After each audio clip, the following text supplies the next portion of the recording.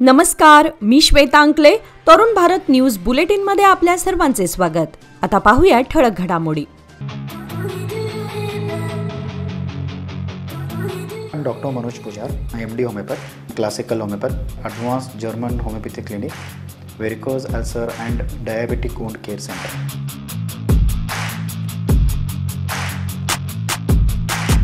आणि माझं क्लिनिकचा address Kalashree apartment, first floor, Tilakwadi, Khanapur road, Belgaum.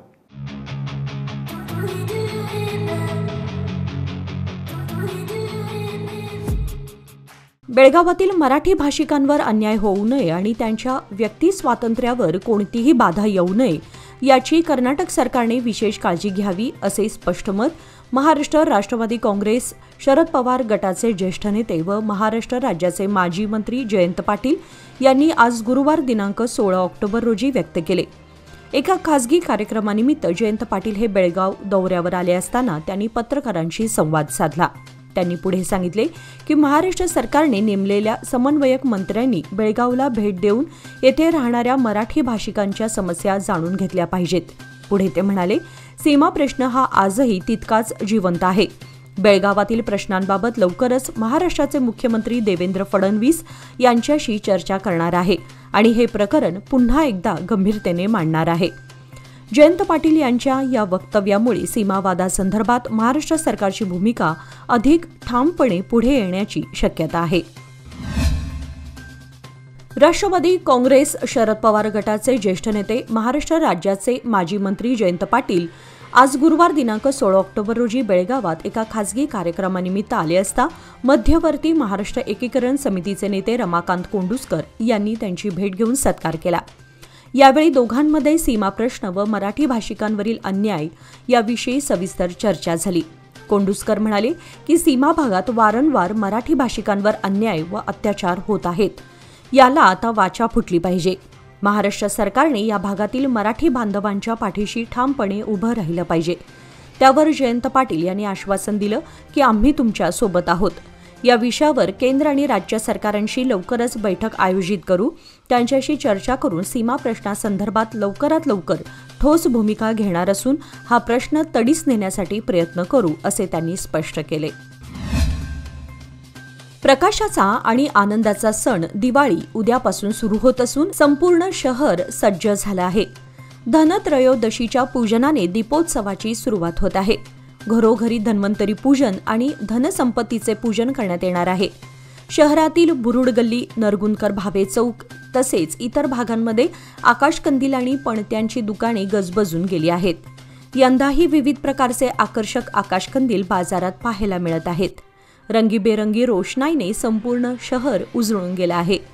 शनिवारपासून बाजारपेठांमध्ये खरेदीसाठी नागरिकांची मोठी गर्दी दिसून आली.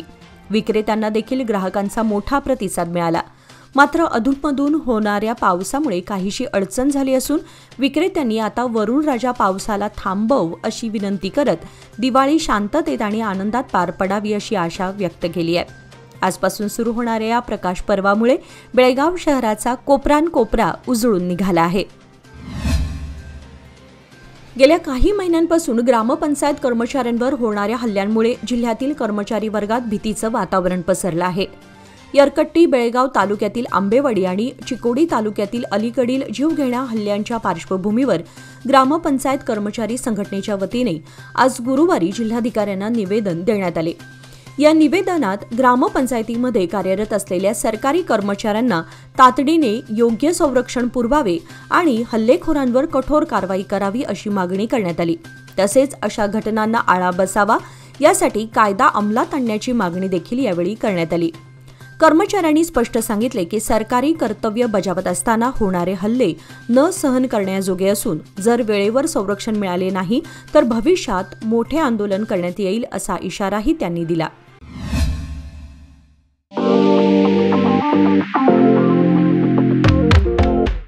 DK हेरेकर ज्वेलर्स सादर करीत आहेत खडेबाजार बेळगावमधील आपल्या सुवर्णदालनाचा पहिला वर्धापन दिन आणि दसरा दिवाळी निमित्त खास बंपर ऑफर. दिनांक 22 सप्टेंबर ते 15 नोव्हेंबर पर्यंत. सोने चांदी खरेदी करा, मिळवा कुपन्स आणि जिंका नामांकित कंपनीची 2 व्हीलर स्कूटर, 55 इंची, 43 इंची, 32 इंची स्मार्ट टीव्ही, 300 लिटरचा fridge, washing machine, tab, oven, fan, mixer, इस्त्री आणि बरंच काही. बक्षिसांची लकी ड्रॉ सोडत रविवार दिनांक 16 नोव्हेंबर 2025 रोजी. मग वाट कसली पाहताय? आजच भेट द्या DK हेरेकर ज्वेलर्स, श्री विठ्ठल भवन, संयुक्त महाराष्ट्र चौकाजवळ, खडे बाजार बेळगाव, तसेच तेलीपटे गल्ली, शहापूर बेळगाव येथील आमच्या सुवर्ण दालनाला. नियम व अटी लागू. स्वामी विवेकानंद यांच्या ऐतिहासिक बेळगाव भेटीस आज गुरुवार दिनांक 16 ऑक्टोबर रोजी 133 वर्षे पूर्ण झाली. या विशेष प्रसंगी रिसालदार गल्लीतील स्वामी विवेकानंद स्मारकात विविध धार्मिक व सांस्कृतिक कार्यक्रमांचे आयोजन करण्यात आले होते. या स्मारकस्थळी स्वामी विवेकानंद यांनी 3 दिवस वास्तव्य केलं होतं आणि त्या पवित्र आठवणींना उजाळा देत आज दुपारी महाप्रसादाचं आयोजन करण्यात आलं होतं. सायंकाळी विशेष कार्यक्रमांतर्गत मर्यादा पुरुषोत्तम श्रीराम या विषयावर एक पात्री प्रवचन व प्रयोग होणार आहे. हे प्रवचन पुण्याचे दामोदर रामदासी यांच्याद्वारे होणार असून श्रोत्यांना आध्यात्मिकतेचा एक वेगळा अनुभव मिळणार आहे. या स्मरण दिनाचे औचित्य साधून शहरातील विविध शाळेचे विद्यार्थी, सामाजिक कार्यकर्ते आणि नागरिकांनी स्मारकाला भेट दिली असून कार्यक्रमात मोठ्या संख्येने उपस्थित राहण्याचे आवाहन आयोजकांनी केले आहे. राष्ट्रवादी काँग्रेस शरद पवार गटाचे ज्येष्ठ नेते, महाराष्ट्र राज्याचे माजी मंत्री जयंत पाटील यांच्याशी मध्यवर्ती महाराष्ट्र एकीकरण समितीचे नेते मदन बामणे आणि एळूर येथील नेते सतीश पाटील यांनी 1 नोव्हेंबर रोजी होणाऱ्या काळा दिनासंदर्भात चर्चा केली. या चर्चेमध्ये दोन्ही नेत्यांनी गेल्या 4-5 दिवसात बेळगाव सीमा भागात घडलेल्या घटनांचा उल्लेख केला आणि काळ्या दिनाच्या पार्श्वभूमीवर महाराष्ट्रातील प्रमुख नेत्यांनी सीमा भागात उपस्थित राहून पाठिंबा द्यावा अशी विनंती केली. त्यावर जयंत पाटील यांनी सकारात्मक प्रतिसाद देत सांगितले की मी नक्की प्रयत्न करेन आणि आवश्यक त्या पद्धतीने सहभागी होण्याचा विचार करतो. या संवादामुळे काळ्या दिनाच्या आयोजनाला महाराष्ट्रातून आणखी राजकीय पाठिंबा मिळण्याची शक्यता आहे. ठाकरे वाईल्ड लाईफ फाउंडेशनचे प्रमुख संशोधक तेजस ठाकरे आणि त्यांच्या ग्रुपने पुन्हा एकदा पश्चिम घाटातील जैवविविधतेच्या खजिन्यात मोलाची भर घातली आहे. कोल्हापूर जिल्ह्यातील तिलारी येथील निमसदाहरित जंगलामध्ये त्यांनी केसाळ गोगलगाईच्या एका नवीन प्रजातीचा यशस्वीरित्या शोध लावला आहे. या महत्त्वपूर्ण शोधामुळे या लहान प्रजातींच्या अभ्यासाला नवी दिशा मिळाली आहे. जपानी ॲनिमेटर नावावरून नामकरण तेजस ठाकरे आणि त्यांच्या टीमने पश्चिम घाटातील तिलारी येथे एका नवीन केसाळ गोगलगाईचा शोध लावला आहे. लॅगोकाइलस हायाओ मियाझाकी असं नामकरण केलेल्या या प्रजातीमुळे जैवविविधतेच्या अभ्यासात मोलाची भर पडली आहे. गोगलगाईच्या या नवीन प्रजातीचे शास्त्रीय नामकरण प्रसिद्ध जपानी ॲनिमेटर आणि स्टुडिओ घिबलीमधील सहसंस्थापक हायाओ मियाझाकी यांच्या नावावरून लॅगोकाइलस हायाओ मियाझाकी असं करण्यात आलं आहे. महापालिकेच्या अशोकनगर विभागातून एकाच मालमत्तेसाठी 2 PID क्रमांक आणि दुसऱ्या प्रकरणात 2 ई खाते नंबर जारी झाल्याचा प्रकार समोर आला आहे. विशेष म्हणजे एक अर्ज आधी रद्द झाल्यानंतरही त्याला वरिष्ठ अधिकाऱ्यांनी मंजुरी दिली गेली. या प्रकारामुळे महापालिकेच्या महसूल विभागाच्या कार्यपद्धतीवर आणि पारदर्शकतेवर प्रश्नचिन्ह निर्माण झालं आहे. ही बाब उघडकीस आल्यानंतर स्थानिकांमध्ये नाराजीचा सूर उमटला. महसूल विभागाने नागरिकांच्या जमिनी, घराच्या नोंदी जपण्याची जबाबदारी पारदर्शक आणि अचूक पद्धतीने पार पाडली पाहिजे अशी अपेक्षा असताना या प्रकाराने त्याचा भंग झाल्याचं दिसतं. दरम्यान या प्रकरणावर स्पष्टीकरण देताना महापालिकेच्या आरोग्य विभागाने म्हटले की ऑपरेटरकडून तांत्रिक चूक झाली होती. एकाच मालमत्तेसाठी 2 ई खाते नंबर जनरेट झाले होते. त्यापैकी एक रद्द केला जाईल. यात कोणताही गैरप्रकार किंवा भ्रष्टाचार नाही. तथापि यासारख्या घटना पुन्हा होऊ नयेत यासाठी प्रशासनाने यंत्रणेमध्ये सुधारणा करणं आवश्यक आहे अशी मागणी नागरिक आणि काही नगरसेवकांकडून करण्यात येत आहे. भाजप बेळगाव ग्रामीणचे नेते धनंजय जाधव यांच्या पुढाकाराने दीपावलीनिमित्त एक स्तुत्य उपक्रम राबवण्यात आला. भारतीय जनता पार्टी बेळगाव ग्रामीण व महानगर विधानसभा क्षेत्रातील सर्व हिंदू बांधवांना अभ्यंग स्नानासाठी आवश्यक असलेले 25,000 सुगंधी उटण्याची पाकिटे मोफत वाटप करण्यात आली. दीपावली हा अंधारावर प्रकाशाचा विजय दर्शवणारा हिंदू समाजाचा सर्वात मोठा सण आहे. अभ्यंग स्नान ही या सणाची एक अत्यावश्यक पारंपरिक प्रथा असून त्यासाठी सुगंधी उटण्याला महत्त्वाचं स्थान आहे. या पार्श्वभूमीवर गुरुवारी सकाळी हा उपक्रम हाती घेण्यात आला. घराघरात अभ्यंग स्नानाचा पारंपरिक विधी जपण्याच्या हेतूने भाजपने हे उटणे वाटप केले असून नागरिकांनी या उपक्रमाचं कौतुक केलं आहे. या उपक्रमाचे नेतृत्व भाजप ग्रामीणचे नेते धनंजय जाधव यांनी केलं असून त्यांनी सर्वांना दीपावलीच्या शुभेच्छा दिल्या. Bengaluru Mumbai superfast express proposed असल्यानं ही गाडी बेळगाव मार्गे चालवावी अशी मागणी खासदार जगदीश शेट्टर यांनी रेल्वे मंत्री अश्विनी वैष्णव यांच्याकडे पत्राद्वारे केली आहे. काल बुधवारी आयोजित पत्रकार परिषदेत शेट्टर म्हणाले की बेंगळूर व मुंबई या 2 महानगरांना जोडणारी सुपरफास्ट रेल्वे सेवा प्रस्तावित असून ती बेळगाव शहरातून धावल्यास स्थानिक नागरिकांना मोठा लाभ होईल. बेंगळूरचे खासदार तेजस्वी सूर्या यांनीही या गाडीविषयी काही दिवसांपूर्वी माहिती दिली होती. ही गाडी बेळगाव मार्गे धावल्यास उत्तर कर्नाटक व कोकण परिसरातील प्रवाशांना सोयीची व जलद सेवा उपलब्ध होईल. त्यामुळे ही सुपरफास्ट एक्सप्रेस बेळगावशी जोडावी अशी आग्रही मागणी खासदार शेट्टर यांनी केली आहे. शहरातील कोनवाळ गल्ली येथील श्री ब्रह्मलिंगम मंदिराचा 4था वर्धापन दिन गुरुवारी मोठ्या उत्साहात आणि भक्तिमय वातावरणात पार पडला. यानिमित्त मंदिरात आकर्षक सजावट आणि भव्य विद्युत रोषणाई करण्यात आली होती. वर्धापन दिनानिमित्त 2 दिवस विविध धार्मिक कार्यक्रमांचे आयोजन करण्यात आले होते. यामध्ये काल गणहोम, अभिषेक तसेच गुरुवारी सकाळी होम हवन आणि इतर धार्मिक विधी पार पडले. कार्यक्रमानंतर दुपारी महाप्रसाद ठेवण्यात आला होता. जवळपास 5,000हून अधिक भक्तांनी महाप्रसादाचा लाभ घेतल्याने मंदिर परिसर भक्तांनी फुलून गेला होता. या यशस्वी आयोजनाबद्दल मंदिर समिती, स्वयंसेवक आणि आयोजकांचं भाविकांकडून कौतुक करण्यात येत आहे. यावेळी विनायक बेळगावकर, बाळासाहेब मासराणकर, गुरुराज चांदेकर, अभिजित सुनगार, गजानन पालकर, प्रवीण सुतार, अथांग जाधव आदी कार्यकर्ते व गल्लीतील नागरिक उपस्थित होते. सरदार शाळेमध्ये आमदार आसिफ सेठ यांच्या हस्ते ॲडव्हान्स्ड आणि इमर्सिव्ह लर्निंग रोबोटिक्स व लँग्वेज लॅबचे उद्घाटन संपन्न झाले. या प्रयोगशाळेच्या माध्यमातून विद्यार्थ्यांना कोडिंग, रोबोटिक्स आणि भाषिक कौशल्ये आत्मसात करण्याची संधी मिळणार आहे.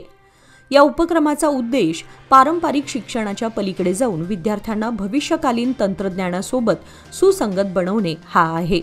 उद्घाटनाप्रसंगी आमदार सेठ यांनी प्रत्यक्ष अनुभवाधारित शिक्षणामुळे मुलांमध्ये सर्जनशीलता आणि विचारशक्तीचा विकास होतो असे सांगितले.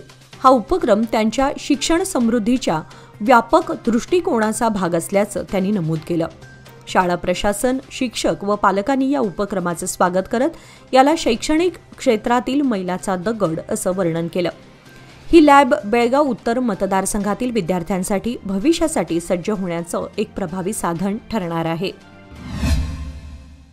भारतीय जनता पक्षाने बेळगाव ग्रामीण मतदारसंघातील बाळेकुंद्री केयश गावामध्ये भारतावर प्रेम करणारे RSS वरही प्रेम करतात या शीर्षकाने एक पोस्टर मोहीम सुरू केली आहे. या मोहिमेअंतर्गत बेळगाव तालुक्यातील भाजप कार्यकर्त्यांनी बेळगाव तालुक्यातील प्रत्येक घराघरात भेट देऊन भिंतींवर पोस्टर्स लावून संदेश पोहोचवण्याचे जागृती कार्य सुरू केले आहे. यावेळी भाजप जिल्हाध्यक्ष सुभाष पाटील, माजी आमदार संजय पाटील आणि भाजपा ग्रामीण मंडळ अध्यक्ष युवराज जाधव यांनी पर्यटन मंत्री प्रियांक खरगे यांच्या राष्ट्रीय स्वयंसेवक संघावर बंदी घालण्याच्या वक्तव्यावर जोरदार टीका केली. त्यांचे वक्तव्य अपरिपक्व आणि असंविधानिक आहे असं म्हणत त्यांनी खरगेंच्या राजीनाम्याची मागणी केली. माजी आमदार संजय पाटील म्हणाले की भारतीय संविधान प्रत्येक नागरिकाला अभिव्यक्ती स्वातंत्र्य, संघटनेचा व विचार प्रदर्शनाचा अधिकार देते आणि हे अधिकार कोणाच्याही वैयक्तिक किंवा राजकीय मतांवर आधारित रोखता येणार नाहीत. ते पुढे म्हणाले की प्रियांक खरगे हे श्रीमंत आणि सुसंस्कृत वातावरणात वाढले असल्यामुळे सामान्य जनतेच्या भावना, संघर्ष आणि राष्ट्रीय स्वयंसेवक संघाच्या देशभक्तीपूर्ण सामाजिक योगदानाचं महत्त्व त्यांना समजत नाही. राष्ट्रीय स्वयंसेवक संघावर टीका करणाऱ्या मंत्री प्रियांक खरगेंना तात्काळ मंत्रिमंडळातून काढून टाकावं अशी मागणी भाजपने मुख्यमंत्री सिद्धरामय्या यांच्याकडे केली आहे. 3 दशके विश्वासाची, 30 वर्षे लोकमान्याची. सादर आहे लोकमान्य आनंदोत्सव निवेश योजना. 30 महिन्यांच्या ठेवीवर 10.50% व्याज. ज्येष्ठ नागरिकांसाठी 0.5% अधिक. अधिक माहितीसाठी आमच्या नजीकच्या शाखेला भेट द्या किंवा कॉल करा 1800-212-4050. लोकमान्य, प्रत्येक पावलावर तुमच्या सोबत. फक्त सभासदांकरिता. नियम व अटी लागू. बाळेकुंद्री खुर्द गावामध्ये आज पारंपरिक थाटामध्ये आणि उत्साहात जंगी बैलगाडी शर्यतीचे आयोजन करण्यात आले. या भव्य कार्यक्रमास माजी आमदार संजय पाटील, भाजप ग्रामीण मंडळ अध्यक्ष युवराज जाधव आणि भाजप महानगर जिल्हाध्यक्ष सुभाष पाटील यांची प्रमुख उपस्थिती होती. गावातील आणि परिसरातील शेकडो स्पर्धकांनी देखण्या रंगीबेरंगी सजावटीने नटलेल्या बैलजोड्यांसह शर्यतीत भाग घेतला. प्रत्येक फेरीमध्ये प्रेक्षकांच्या जल्लोषात, टाळ्यांच्या गजरात शर्यत थरारक बनत गेली. ही शर्यत केवळ स्पर्धा न राहता ग्रामसंस्कृती, परंपरा आणि सामाजिक ऐक्याचा उत्सव ठरली. स्पर्धकांचा जोश, बैलांची ताकद आणि प्रेक्षकांचा उसळता उत्साह यामुळे बाळेकुंद्री खुर्द आज उत्सवी रंगात रंगले. या यशस्वी आयोजनासाठी सर्व आयोजक, स्पर्धक आणि ग्रामस्थांचे विशेष कौतुक करण्यात येत आहे. बेळगाव उत्तरचे आमदार आसिफ सेठ यांच्या हस्ते वैभवनगर येथील शासकीय शाळेमध्ये पेवर्स पाथवे बांधकामाच्या कामाचे भूमिपूजन करण्यात आले. या प्रकल्पामुळे विद्यार्थ्यांना शाळेच्या परिसरात पावसाळ्यात अधिक सुरक्षित, स्वच्छ आणि सुलभ मार्गाने हालचाल करता येणार आहे. उपस्थित विद्यार्थ्यांशी संवाद साधताना आमदार सेठ यांनी शिक्षणावर लक्ष केंद्रित करून उपलब्ध सुविधा पूर्ण क्षमतेने वापरण्याचे आवाहन केले. शिक्षण हे वैयक्तिक आणि सामाजिक विकासाचे मूळ असून शाळेच्या प्रगतीसाठी सर्वतोपरी सहकार्य करण्याचे आश्वासन त्यांनी दिले. या कार्यक्रमाला युवा नेते अमान सेठ तसेच परिसरातील स्थानिक लोकप्रतिनिधी आणि नागरिक मोठ्या संख्येने उपस्थित होते. हा उपक्रम शाळेतील विद्यार्थ्यांच्या सुरक्षिततेसह गुणवत्तापूर्ण शिक्षणासाठी अनुकूल वातावरण निर्माण करणारा ठरणार आहे. दिवाळी अवघ्या काही दिवसांवर असताना शहरात उत्सवाचं वातावरण रंगात आलं आहे. शहरातील प्रमुख बाजारपेठा, गल्ल्या आणि चौक व्यापाऱ्यांच्या पुढाकाराने रंगीबेरंगी विद्युत रोषणाईने उजळून निघाले आहेत. गेल्या वर्षी प्रथमच काही व्यापाऱ्यांनी एकत्र येऊन सामूहिक रोषणाई केली होती. या उपक्रमाला मिळालेल्या सकारात्मक प्रतिसादानंतर यंदा आणखी व्यापारी संघटनांनी पुढाकार घेत LED पट्ट्या, रंगीत दिवे व रोषणाईच्या आकर्षक सजावटीने गल्ल्या सजवल्या आहेत. खडे बाजार, रामदेव गल्ली, हंस टॉकीज रोड, समादेवी गल्ली, धर्मवीर संभाजी चौक यासारख्या भागामध्ये संध्याकाळनंतर विद्युत दिव्यांचा झगमगाट पाहायला मिळतो. काही ठिकाणी अजूनही सजावटीचं काम सुरू असून दिवाळीच्या पूर्वसंध्येला संपूर्ण शहर उजळेल अशी अपेक्षा आहे. दिवाळीच्या स्वागतासाठी व्यापाऱ्यांनी घेतलेला पुढाकार आणि गल्ल्यातील एकात्मता शहराच्या सांस्कृतिक ऐक्याचं दर्शन घडवत आहे. शहरातील 3ऱ्या रेल्वे गेटवरील उड्डाणपुलावरील रस्त्याची दयनीय अवस्था पाहता खासदार जगदीश शेट्टर यांनी प्रत्यक्ष भेट देऊन पाहणी केली. नागरिकांच्या तक्रारींनंतर त्यांनी खड्ड्यांनी भरलेल्या रस्त्याची पाहणी करत सार्वजनिक बांधकाम विभागाच्या अधिकाऱ्यांना तातडीने उपाययोजना करण्याच्या सूचना दिल्या. यावेळी सार्वजनिक बांधकाम खात्याचे सहाय्यक अभियंता कोळेकर, नैऋत्य रेल्वेचे अभियंता मयांक आणि इतर अधिकारी उपस्थित होते. काही दिवसांपूर्वी नागरिकांकडून या रस्त्याच्या दुरवस्थेवरून आंदोलन झालं होतं.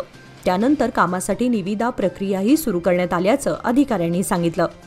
रस्त्याचं काम तात्काळ सुरू करून लवकरात लवकर पूर्ण करा, जेणेकरून नागरिकांना दिलासा मिळेल असे निर्देश खासदार शेट्टर यांनी दिले.